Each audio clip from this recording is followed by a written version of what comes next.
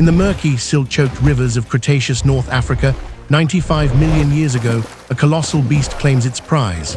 A Sarcosuchus, the SuperCroc, itself a 40-foot-long predator, drags a large fish onto a muddy bank. In this world, it is a king, a brute of terrifying power, but today its reign is challenged. A shadow eclipses the sun. Slowly, silently, something impossible emerges from the depths. First, a strange, giant fin, like the sail of a phantom ship, cuts through the water's surface. It's followed by a head longer than a man is tall, a crocodilian more bristling with conical daggers. The SuperCroc freezes, its primal instinct screaming. The water barely ripples as the newcomer glides closer, a creature born of both land and water, a predator that defies every rule of nature. This is a battle for dominion, not on the plains, but in the heart of the river kingdom itself. And in this kingdom, there is only one true sovereign. This is the story of Spinosaurus. Imagine a dinosaur longer than the mighty Giganotosaurus, larger even than the legendary Tyrannosaurus Rex. Now, imagine this titanic carnivore wasn't a creature of the land, but a master of the water. For decades, this very idea was the stuff of paleontological fantasy. What we knew of Spinosaurus was built on whispers and ghosts, fragmentary fossils that painted a confusing and contradictory portrait of a truly bizarre animal. Its anatomy baffled researchers from the very beginning. Every fossilized piece, from its crocodile-like jaw to the towering spines on its back, seemed meticulously designed for a life intertwined with water. It was a puzzle that broke the mold of what a theropod dinosaur was supposed to be. But the greatest mystery was born from tragedy. The first, most complete set of bones ever found was lost to the inferno of war. This loss transformed Spinosaurus from a scientific specimen into a legend, forcing generations of scientists to piece together this formidable predator from mere fragments and century-old drawings, raising the most fundamental question of all: how could such a monster have possibly lived? To understand the beast, we must journey back in time, not to the familiar plains of North America, but to a world far different. We arrive in the Cenomanian stage, about 95 million years ago. Spinosaurus was no contemporary of T-Rex. They were separated by nearly 30 million years and an entire ocean. The kingdom of Spinosaurus was not one of forests and open plains, but of immense, sprawling river systems that dominated North Africa. It is a lush, tropical, and profoundly dangerous landscape. Vast mangrove swamps give way to winding, muddy rivers the size of modern-day seas. The air is thick with humidity and the drone of insects. Pterosaurs with massive wingspans soar overhead, while the waters below teem with life and death. This was a realm populated by giants, lungfish the size of cars, colossal coelacanths, and the ever-present threat of giant crocodiles. It was an ecosystem of unimaginable peril and abundance. And into this world, Spinosaurus carved out a niche so unique, so perfectly tailored to its bizarre form, that it became the undisputed ruler of its domain.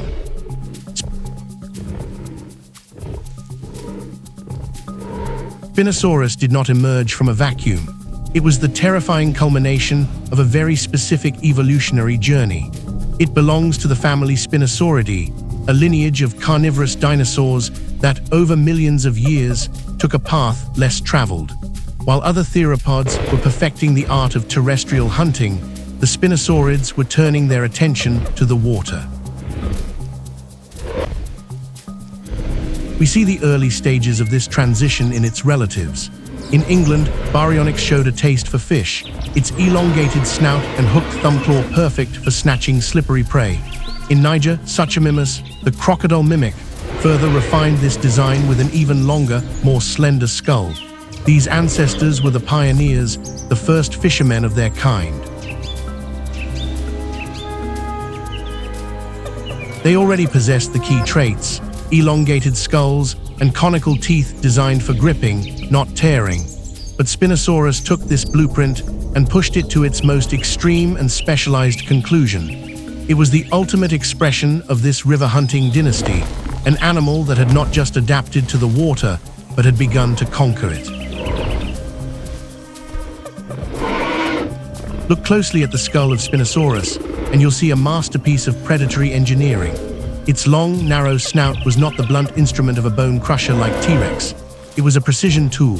The snout was armed with an array of conical, unserrated teeth, perfectly shaped to impale and grip struggling, slippery prey, much like the modern-day gharial. 11. This was not an animal that tore flesh from bone. It was a specialist in capturing victims whole. But the true genius of its design lay hidden in plain sight. The tip of its snout was riddled with small openings, or foramina. These housed a sophisticated network of pressure sensors, an organic sonar system that could detect the faintest vibrations of fish moving through the murky, turbid waters.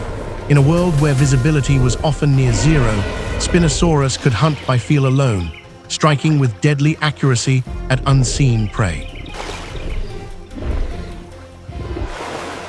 To complete this aquatic toolkit, its nostrils were positioned high up on its skull, far back from the tip of its snout.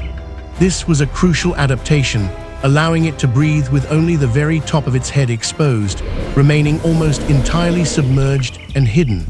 It was the strategy of a crocodile, the patience of a heron, scaled up to the size of a bus.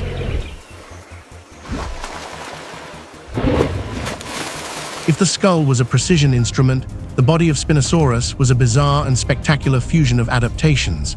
The most striking feature, of course, was the enormous sail on its back. Formed by neural spines extending over 5 feet tall, this structure remains a topic of intense debate. Was it a radiator to regulate the temperature of this giant? Or was it a stunning visual display, a vibrant billboard used for communication, to intimidate rivals and to attract mates? Imagine two of these giants facing off, their immense sails flashing colors in the Cretaceous sun, a truly awesome spectacle of dominance. Its front limbs were unlike those of other giant theropods. Far from being tiny and vestigial, the arms of Spinosaurus were powerful and robust, tipped with formidable hook-like claws. These were likely used not just for dispatching prey, but as anchors, providing stability on slick, muddy riverbanks. In stark contrast, its hind legs were surprisingly short and stout for a dinosaur of its size, and its feet were wide and flat, possibly even webbed. This anatomy speaks volumes about its lifestyle. This was not a creature built for chasing down prey on land. Its powerful build was for the water and the water's edge. But the most groundbreaking discovery, the final piece of the puzzle, was its tail. Revealed by new fossils from Morocco, the tail was not the stiff, tapering rod of a land-based dinosaur. It was deep, flattened vertically, and flexible, a massive paddle-like structure. This was the engine. This was undeniable proof that Spinosaurus was not merely a wader, but an active, powerful swimmer, capable of propelling its 50-foot body through the water with immense force. Faced with an animal with no modern equivalent, scientists have had to become creative, using 3D models and biomechanical simulations to resurrect its behavior. From this research, 2 primary hunting strategies have emerged, each one a testament to its unique adaptations. The patient ambush. At dawn, the giant lies in wait in the shallows of a wide river mouth. Only its iconic sail and the top of its snout are visible above the water, appearing like a strange island of reeds. It is utterly still. Its sensitive snout detects the telltale vibrations of a school of Onchopristes, a 7-meter-long sawfish. With a flick of its powerful tail to adjust its position, the trap is sprung. The long jaws shoot forward with the speed of a sprung bear trap, and the conical teeth find their mark. There is no struggle, only the sudden, violent conclusion of a perfectly executed ambush. The underwater pursuit. A small herd of herbivorous dinosaurs comes to the river's edge to drink, wary of the dangers on land. They see nothing in the murky water, but beneath the surface, a monster is moving. Propelled by silent, powerful sweeps of its paddle-like tail, the Spinosaurus closes the distance. It erupts from the water in an explosion of spray and fury, its jaws clamping down on its unsuspecting victim.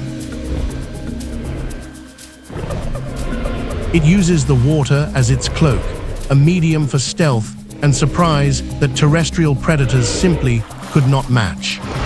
It is tempting to pit these ancient titans against one another in our imaginations, Spinosaurus versus T-Rex, but to do so is to miss the point of their magnificent evolutionary stories. Tyrannosaurus rex was a terrestrial apex predator, engineered with a massive skull and a bone-shattering bite force to take down armored prey. Giganotosaurus was a slicer, built to inflict deep, bleeding wounds on giant sauropods. Spinosaurus was neither.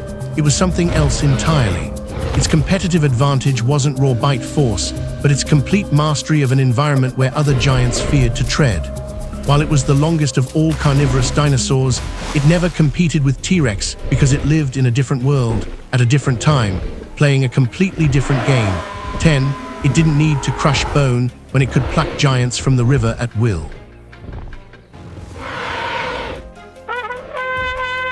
It was the undisputed emperor of its own aquatic kingdom. The long and successful reign of Spinosaurus in its ecosystem was built upon four foundational pillars.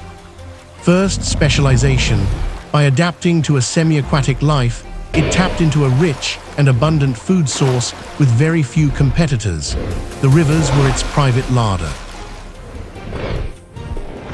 Second, the combination of adaptations. It wasn't just one feature, but the entire suite of bizarre traits working in concert. The sensory snout, the breathing snorkel, the anchoring arms, and the mighty tail engine all combined to create a peerless aquatic hunter. Third, its flexibility. Spinosaurus could likely shift its strategies depending on the conditions. During the dry season, it could patrol shrinking pools and shallows. During the floods, its mastery of the water would have opened up vast new territories, allowing it to hunt where land-based predators were forced to retreat. And finally, sheer, intimidating size. At over 50 feet long, a full-grown Spinosaurus would have been an awe-inspiring sight. Its size alone would have been enough to deter most potential rivals, securing its position at the absolute top of the food chain. The story of how we came to know Spinosaurus is as singular as the animal itself. The first fossils were discovered in Egypt in 1912 and described in 1915 by the German paleontologist Ernst Stromer. For a time, the world had a glimpse of this strange new dinosaur, but history intervened in the most brutal way. In 1944, during a World War II bombing raid on Munich, the museum housing Stromer's precious fossils was destroyed. The original specimen was obliterated, turning Spinosaurus into a ghost, a legend known only from drawings and photographs. For decades, it remained a phantom, but starting in 2014, a new chapter began. An international team of paleontologists, led by Nizar Ibrahim, uncovered new remains in Morocco. These discoveries were spectacular, including parts of the skull, limbs, and most importantly, the incredible paddle-like tail.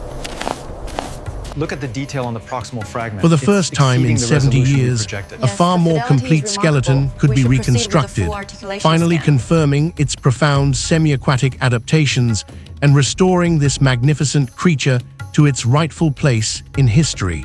The ghost had finally returned. Despite these spectacular advances, Spinosaurus still holds its secrets close. It remains a portrait with intriguing areas of shadow. We know many theropods had feathers, but would a creature so tied to the water have them? Or was its skin naked and leathery, better suited for an aquatic life? Did it have lips to cover its formidable teeth, or were they permanently exposed like a crocodile's? And what was the full story of that magnificent sail? Was it truly just for display, or did it play a more active role, perhaps in stabilizing its massive body in the water? Each new discovery refines the picture, but a delicious sense of mystery remains, reminding us that the book of prehistory is still being written. Let us imagine one full day in its life. At dawn, our Spinosaurus waits, submerged in the cool river water. Only its sail and the ridge of its snout break the surface. A vibration alerts its senses. A sharp kick from its tail adjusts its position, and in a flash, its jaws snap shut on a large fish. Later, as the midday sun beats down and the river level recedes, it stalks the residual pools left behind, its wide, flat feet keeping it from sinking into the deep mud. As the seasonal floods arrive, transforming the landscape, its mastery of swimming becomes its greatest asset. It navigates the swollen currents with ease, venturing into newly flooded forests, territories now inaccessible to the land-bound predators who are forced to retreat to higher ground. For the Spinosaurus, the changing world is not a challenge, but an opportunity. The end for Spinosaurus did not come with the fiery impact of a world-ending asteroid. Its dynasty faded long before the final extinction of the dinosaurs. Its downfall was the result of slow, gradual environmental change. It was a victim of its own success. Over millennia, shifts in the climate and rising sea levels began to transform its kingdom. The vast river systems it depended on began to shrink and change. The mangrove swamps receded. As its habitat disappeared, so too did the giant aquatic prey that formed the entirety of its diet. As an ultra-specialized predator, it was perfectly tuned for a world that was now vanishing. It could not adapt to hunting on the plains. It could not pivot to a new food source. The very traits that made it the unrivaled master of the rivers now sealed its fate. The king was left without a kingdom. In the end, what is the legacy of Spinosaurus? It was, unequivocally, an active and powerful swimmer, a creature that moved through water with control and purpose, even if it wasn't a fully marine animal. It dominated its world by conquering a niche that no other giant predator had dared to enter. Its legacy is that of a dinosaur that forces us to rethink the very limits of what is possible in evolution. To imagine Spinosaurus, we must not place it on a dusty plain. We must return it to its element, the river, for it is there, in the murky, life-giving, and deadly waters of the Cretaceous, that its incredible story truly makes sense.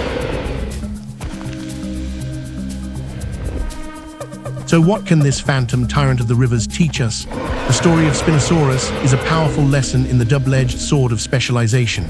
In our own lives, becoming a specialist, the best at one particular thing, can lead to incredible success.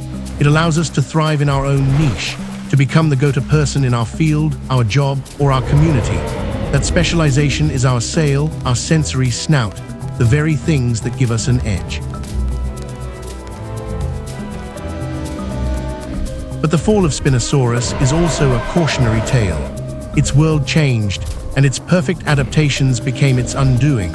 It reminds us that while specialization is powerful, adaptability is the key to long-term survival. The world around us, our careers, our technologies, our societies, is constantly changing, just like those ancient river systems. The ability to learn new skills, to pivot when our environment changes, and to not be so rigidly defined by one single thing is what ensures we don't become fossils of our own past success. It's about finding that balance between being a master of your craft and a lifelong, adaptable learner. What do you think is the most fascinating adaptation of Spinosaurus? And what other lessons can we draw from these incredible animals? Let me know your thoughts down in the comments below. Thank you so much for joining us on this journey back in time. We hope you are staying safe and well wherever you are in the world. And if you enjoyed this story, please consider subscribing to the channel for more adventures into our planet's amazing past. We'll see you next time.